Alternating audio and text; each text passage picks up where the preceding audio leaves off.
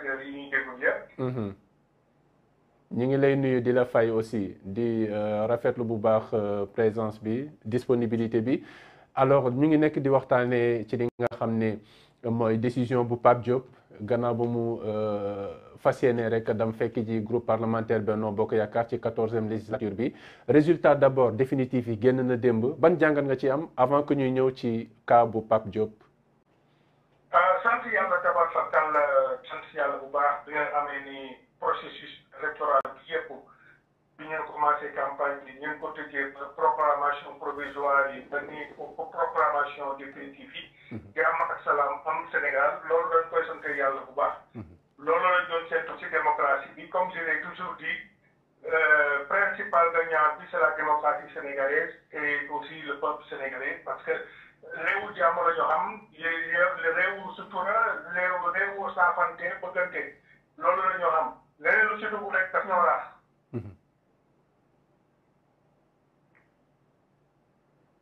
Allô. waaw. voilà donc c'est gannaaw loolu Pape Diop décision bi nga xam ne jël na ko également naka nga ko gisee nekkoon na lu la bett wala. non bettuma parce que déjà premier signal bi maa ngi ko lire ci seen site benn article bu doon expliquer posture Pape Diop ci fête de l'indépendance bi mu toogoo ak protocole bi. C'est vrai que quand on réfléchit là-dessus on se dit pourquoi cette importance protocolaire.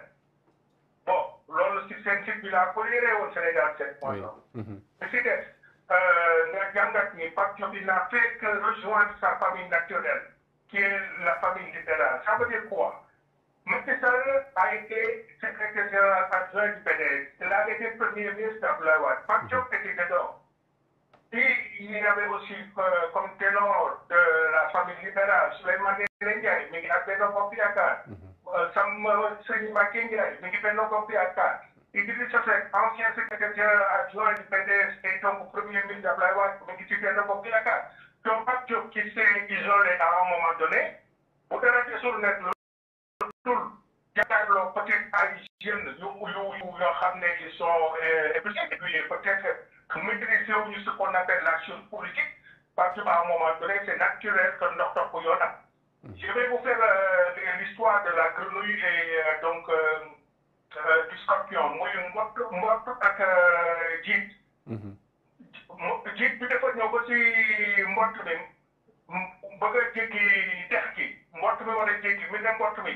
doo ma jàllale man tax mënuma fii mbott mi ne ko yow da may màtt su ma la jàllale jiit ci ne ko walaay du ma la màtt ndax su ma la màttee maa yow yëpp ñooy dugg si ndox mi ah mbott wóolu ko ne ko ay te ñu dem jiit yéeg si kaw mbott mi ñu dem ba si diggu dex gi jiit màtt ko mbott mi tourné ne ko waa yow lu tax nga màtt ma mu ne fa bul fàttali ni yàlla noonu la ma bindee màttaate mooy sama nature piquer est ma nature.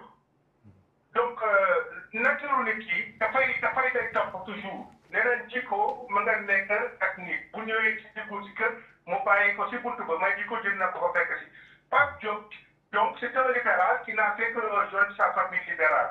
Quand on disait les grandes retrouvailles de la famille libérale aujourd'hui ça se fait au détriment du père du Sopi, du pape du Sopi et de son fils Karim Wade. Tout ce qui était chevalier, tout ce qui était prince dans la famille libérale se sont réunis aujourd'hui autour de Macky Sall. D'accord. C'est ce qu'il faut retenir, c'est ce qu'il faut voir. D'accord. Alors, dernière question, peut-être avant-dernière. Jàpp nga ne dina am impact le ralliement de Pape Diop à Benno Bokk Yaakaar dina am impact pour l'opposition qui a l'intention quand même d'introduire des réformes, des projets de vote, de loi yoo xam ne dafay enclencher des réformes majeures pour Sénégal. Vous savez, votre invité là tout à l'heure de Bokk Gis Gis là bien de Gëm Sa Bopp l'a bien souligné. Ça va pousser quand même le travail de l'hémicycle dans le fait que c'est une majorité relativement simple. Ça veut dire que s'il y a un projet de loi ou proposition de loi, il faut que la majorité des 83 députés puissent être présents. Oui. Là, c'est une bonne chose pour l'Assemblée nationale. Dina tax député yi liggéey, dina tax député yi diñ dem seen kër parce que avant avec une grande majorité de 147 députés, comme neex ne majorité baa nga fa man du ma dem liggéey damay toog sama kër. Mais maintenant, qu'est-ce qui va se passer maintenant? Et aussi, j'aimerais attirer votre attention attention sur quelque chose. C'est que l'opposition, Yewwi Askan Wi Wallu, ils ont perdu du temps. On est en politique. Ça veut dire quoi? Dès qu'il y a l'annonce des résultats, il fallait courtiser ces 3 personnes. Il ne fallait pas croiser les bras et attendre que ces gens viennent vous voir. Non, il fallait chercher ces voies-là. C'est ça la politique. La politique, c'est du réel politique. C'est une science quand même. Et l'art de faire la politique, c'est l'art de gérer la cité, c'est l'art aussi de parler aux hommes, d'aller vers les hommes. Pape Diop, on aurait dû le courtiser dès la proclamation provisoire des résultats. On ne l'a pas fait. Ben, il a pris le temps et il a rejoint sa famille naturelle, d'où le scorpion qui pique la grenouille. Non, la demee. Bu ñu teeloon jóg ci mbir mi dinañ fexe ba Pape Diop ñëw wala ñeneen ñëw. Bon, maintenant, qu'est-ce qui va se passer? Am na loi yoo xam ne xëy na bu ñu koy voté, il faut plus de 83 députés pour la majorité pour faire passer ces lois-là. On verra le reste. Et qu'est-ce qui va suivre aussi? Il y a un autre plan qu'il faut comprendre. Il y a peut-être des membres de Wallu, députés, qui vont peut-être rejoindre aussi la famille libérale. Comme elle est en train de s'organiser. Kenn du fekk yàlla de kenn du hypothéquer sa avenir politique sur 2024 pour une probable élection ou disons de Ousmane Sonko à la présidence de la République en se disant que dañuy toog di xaar.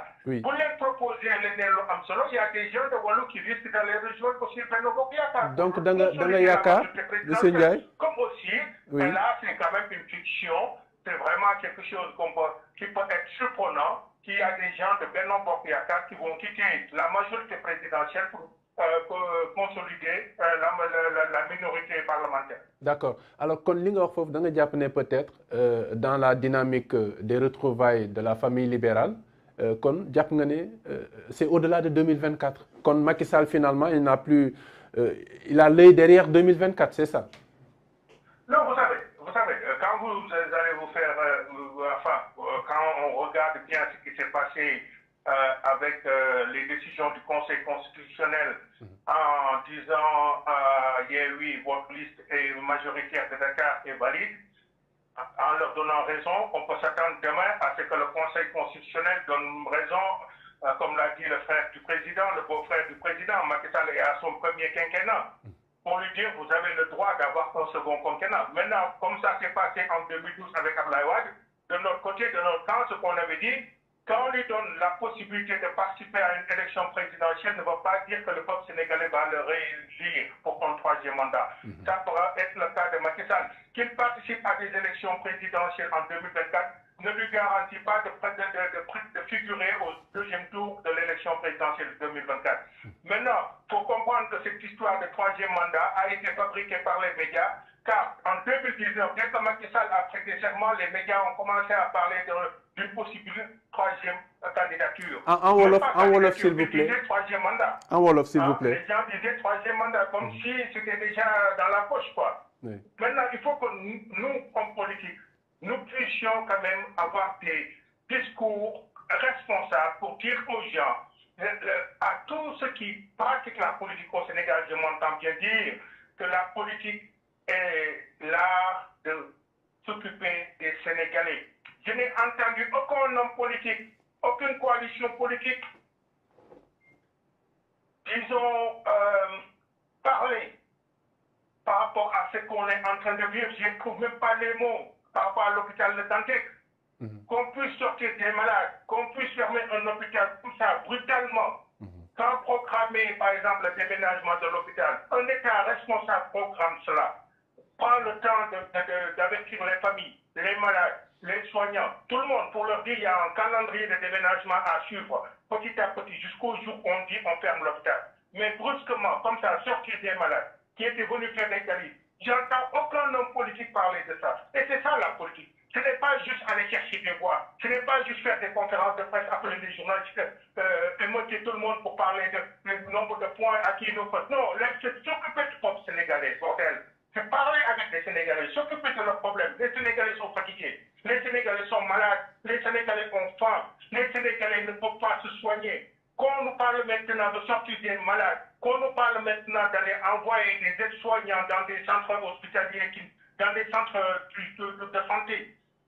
Alors que même, vous savez, vous sortez de Dakar, vous allez voir des centres de santé qui sont fermés depuis Belle-Lurette, depuis inauguration, il n'y a aucun médecin, il n'y a aucun infirmier, il n'y a aucun